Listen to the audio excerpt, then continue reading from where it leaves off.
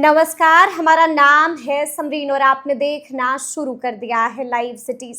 देखिए, बिहार के सियासी गलियारों में हलचल तेज है और हर घंटे बड़ी बड़ी जानकारियां निकल के आ रही हैं, बड़े बड़े अपडेट्स निकल के आ रहे हैं। तो सब कुछ हम आपको एक बार फिर से इस वीडियो में बताएंगे। इस वीडियो में हम आपको बताएंगे कि पॉलिटिकल कॉरिडोर्स में क्या कुछ चर्चाएं चल रही हैं। तो आइए फिर एक बार फिर से इन तमाम मुद्दों को लेकर के सीधी बातचीत करते हैं सीनियर जर्नलिस्ट ज्ञानेश्वर जी से। ज्ञानेश्वर जी, रात के 9 बज रहे हैं और बड़ी बड़ी खबरें निकल के आ रही है, क्या कुछ अपडेट है? देखिए समरीन जी, जिस खबर का इंतजार हम लोग पिछले कई दिनों से कर रहे हैं वह खबर पिछले घंटे भी नहीं निकली है। मतलब आरजेडी की लिस्ट सामने नहीं आई है। हाँ। लेकिन आरजेडी के जिन उम्मीदवारों को सिंबल दिया गया है उनका इतिहास क्या है, आपराधिक इतिहास क्या है, इसकी जानकारी अब आरजेडी के फेसबुक पेज पर दी जा रही है। तो जिनके बारे में जानकारी दी जा रही है उनके बारे में तो जान लीजिए कि वह उम्मीदवार हैं। तो इस तरीके से जानकारी, और हमने उस जानकारी में ही जाना कि खेसारी लाल यादव का नाम खेसारी लाल यादव नहीं है। बिल्कुल बिल्कुल बिल्कुल जी। खेसारी लाल यादव का नाम शत्रुघ्न यादव है। और देखिए, अब पूरे छपरा को बताना होगा कि मैं खेसारी लाल यादव नहीं हूं, मैं शत्रुघ्न यादव हूं। नहीं तो बड़ा कंफ्यूजन हो जाएगा। ठीक है। और खेसारी ने खुद ही कहा कि मुझे अपना भी नाम याद नहीं। हाँ, मुझे अपना भी नाम याद नहीं है। जी। तो अब देखिए, यह समझाना होगा लोगों को, क्योंकि मुझे भी इतनी देर से जानकारी मिली कि खेसारी लाल यादव खेसारी नहीं है, वो शत्रुघ्न यादव है। तो देखिए, यह तो एक जानकारी है ही। अब देखिए, जेडीयू से किसी ने इस्तीफा दे दिया है। इस्तीफा दे दिया। हाँ, अब किसने इस्तीफा दिया है यह भी बता देते हैं। बिल्कुल। औरंगाबाद के रफीगंज के पूर्व विधायक अशोक कुमार सिंह, जो औरंगाबाद जनता दल यूनाइटेड के जिलाध्यक्ष भी थे, उन्होंने जिलाध्यक्ष पद से इस्तीफा दे दिया। पार्टी में है? पार्टी में है ना, अब तो नहीं ही मान लीजिए ना। जिला अध्यक्ष की कमान आप छोड़ रहे हैं, वह जिला विस्तृत कार्यक्रम कमेटी के उपाध्यक्ष भी हैं। अब क्यों इस्तीफा दिया? रफीगंज से टिकट के दावेदार थे, रफीगंज में टिकट इनको नहीं मिला। रफीगंज में टिकट मिला प्रमोद सिंह को, तो अशोक सिंह बाकी बिदक गए। और जब जिलाध्यक्ष से इस्तीफा दिया है तो यह भी मान लीजिए कि इतने गुस्से में है कि वह रफीगंज में पार्टी के अधिकृत उम्मीदवार प्रमोद सिंह का विरोध करेंगे। अशोक सिंह हरवाने की कोशिश करेंगे। हरवाने की कोशिश करेंगे। जी। मतलब, और औरंगाबाद की राजनीति वैसे भी देखिए बिल्कुल ऐसी लड़ाई होती है कि पूछिए मत। आपको पता ही है कैसी लड़ाई चलती है सुशील सिंह बनाम रामाधार सिंह की। बिल्कुल। दोनों ही निपट गए। रामाधार सिंह विधानसभा का चुनाव हारते रहे, इस बार बेटिकट ही हो गए। सुशील सिंह लोकसभा का चुनाव हार गए। तो ये बड़ी खबर। अब देखिए, यदि हम तेजस्वी यादव की बात करें तो सीतामढ़ी में तेजस्वी यादव ने इस बार दोनों वैश्य परिवार का सामंजन कर दिया। अच्छा। देखिए, सीट होती थी परिहार और वहां झगड़ा चलता था रामचंद्र पूर्वे की फैमिली में और रितु जायसवाल में। रितु जायसवाल को विधानसभा का चुनाव भी लड़ाया गया था, लोकसभा का चुनाव भी लड़ाया गया था, दोनों में हारी। इस बार भी रितु जायसवाल सिंबल मिल गया है। हाँ, सिंबल मिल गया है। हाँ। लेकिन परिहार से नहीं मिला। परिहार से नहीं मिला। जी। हाँ। तो देखिए, रितु जायसवाल को इस बार भेज दिया गया बेलसर, एक नए विधानसभा क्षेत्र में। और स्मिता पूर्वे, जो रामचंद्र पूर्वे की बहू हैं, उन्हें सिंबल दिया गया परिहार से। हाँ। तो अब देखिए, दोनों महिलाएं क्या दोनों एक दूसरे की मदद करेंगी? और जो तेजस्वी यादव ने नया प्रयोग किया है, कितना सफल रहेगा? हाँ। अब देखिए, सोशल मीडिया पर एक वायरल है, आपको पता ही है कि जो जिन्हें सन्नी लियोन भी लोग कह देते थे, सीमा सिंह। उन्होंने अपना इंस्टाग्राम पर लिखा है आइटम क्वीन। हाँ, आइटम क्वीन लिखा है ना। तो कितनी बड़ी मूर्ख निकली, समझे ना, कितनी बड़ी मूर्ख बेवकूफ थी जी। और पता नहीं कैसे चिराग पासवान ने उन पर भरोसा कर लिया था। कौन पैरवीकार थे, कभी राजनीति तो की नहीं थी। मरौरा में उन्होंने नामांकन भरा नहीं। अब क्या कहें? देखिए, जब गैर राजनीतिक लोगों को आप लाते हैं ना, तो ध्यान रखना पड़ेगा। नहीं तो ऐसी देखिए, अंतिम समय में तय होता है ना। तो सीमा सिंह का नामांकन रद्द हो गया। अब वहां सीधा मुकाबला होगा महागठबंधन से और जनसुराज से। अब देखिए, सोशल मीडिया पर क्या वायरल हो गया कि बख्तियारपुर के एलजेपीआर के प्रत्याशी, उनका भी नामांकन रद्द हो गया। अब देखिए, स्पष्टीकरण यहां दे दें, सच्चाई क्या है। कि बख्तियारपुर विधानसभा क्षेत्र में 2 उम्मीदवारों ने एलजेपीआर के प्रत्याशी के तौर पर नामांकन दाखिल कर दिया था। दो उम्मीदवारों ने। अच्छा। एक प्रिंस राज जो है। बीजेपी से भी टिकट का प्रयास कर रहे थे, उन्होंने भी एलजेपीआर के प्रत्याशी के तौर पर नामांकन दाखिल किया, पैरवी में लगे होंगे। और दूसरे अरुण कुमार जिन्हें टिकट मिला,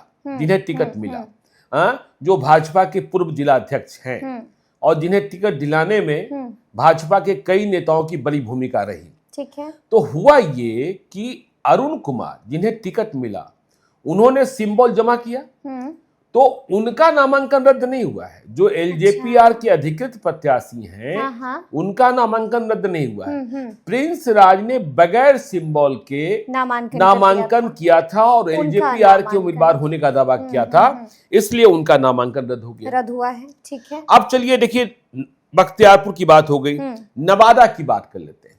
नवादा में अब तक जो जानकारी है, क्योंकि कोई तस्वीर भी सामने नहीं आ रही है, अब तक सिर्फ बारसलीगंज में अनीता महतो को टिकट तेजस्वी यादव ने दिया है बीते दिनों। क्या हड़बड़ी रही आपको पता ही है कि कांग्रेस ने वहां मंटन सिंह, सतीश कुमार उर्फ मंटन सिंह को टिकट दे दिया। इसके बाद कांग्रेस को चिढ़ाना था या कांग्रेस से बदला साधना था या भूरा बाल के साथ भी और भूरा बाल के खिलाफ भी, दोनों दिखाना था, इसलिए अनीता महतो को दे दिया। जो नवादा के और विधानसभा क्षेत्र हैं, उनका टिकट अभी आरजेडी ने लोगों को बुलाया जा रहा है, 10-10 घंटे बैठाया जा रहा है, लेकिन सिंबल नहीं मिला। जिस बैंड बाजे के साथ राजवल्लभ यादव के खिलाफ लड़ने के लिए कौशल यादव को शामिल कराया गया, उन्हें भी टिकट नहीं मिला है। और जानकारी ये आ रही है कि कौशल यादव बदली हुई परिस्थितियों में नवादा विधानसभा क्षेत्र से चुनाव नहीं लड़ना चाह रहे। अच्छा। वह गोविंदपुर विधानसभा क्षेत्र से चुनाव लड़ना चाह रहे हैं, यानी कि मोहम्मद कामरान की सीट। तरीके तो क्यों लड़ना चाह रहे हैं? एक तो परंपरागत सीट है। बिल्कुल। देखिए, कौशल यादव की विरासत उनकी मां से भी जुड़ी हुई है और कौशल यादव के खिलाफ अदालत में कुछ मामले चल रहे हैं, जिसके बारे में कहा जाता है कि फैसला भी आ सकता है। अच्छा। और फैसला क्या आएगा? पक्ष में आएगा, खिलाफ में आएगा, सजा मिलेगी, मुक्ति मिलेगी। तो कौशल यादव को लगता है कि गोविंदपुर ऐसी सीट है जहां हम यदि लड़ लें और जीत लें और फिर यदि फैसला विपरीत भी आया तो हमारी पत्नी चुनाव जीत जाएगी।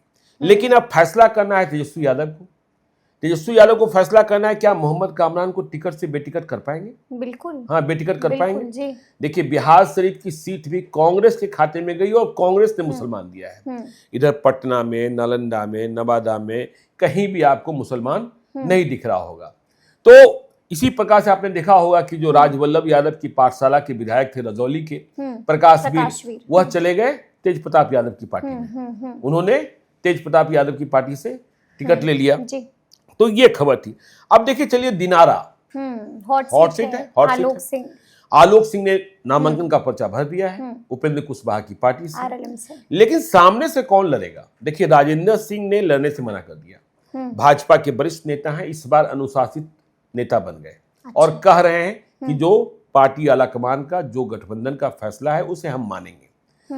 देखिए, 2020 में नहीं माना था, चले गए थे चिराग पासवान के साथ और चुनाव लड़े थे, खुद भी हार गए थे, जय कुमार सिंह भी हार गए थे।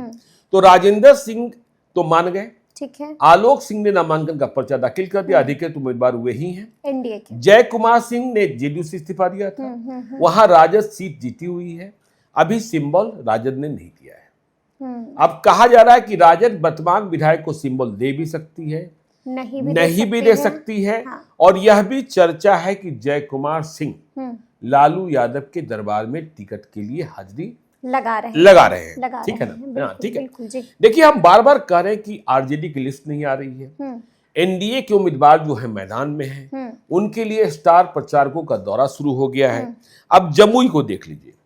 जमुई में श्रेयसी सिंह फिर से उम्मीदवार बन गई, गोल्डन गर्ल। अब आरजेडी का उम्मीदवार कौन है पता ही नहीं चल रहा है। अभी से कुछ देर पहले हमने अपने जमुई के सहयोगी साथी रिपोर्टर राजेश से बातचीत की थी, क्योंकि जमुई की जब चर्चा हुई थी तो बात यह हुई थी राजद में कि नरेंद्र सिंह के बड़े बेटे को, मतलब सुमित सिंह के बड़े भाई को टिकट दिया जाएगा, क्योंकि लोकसभा चुनाव के वक्त उन्हें राजद में शामिल कराया गया था। लेकिन अभी कंफ्यूजन बना हुआ है, क्योंकि मोहम्मद शमशाद, जिन्होंने 2020 में पप्पू यादव की पार्टी से चुनाव लड़ा था, उनके बारे में भी।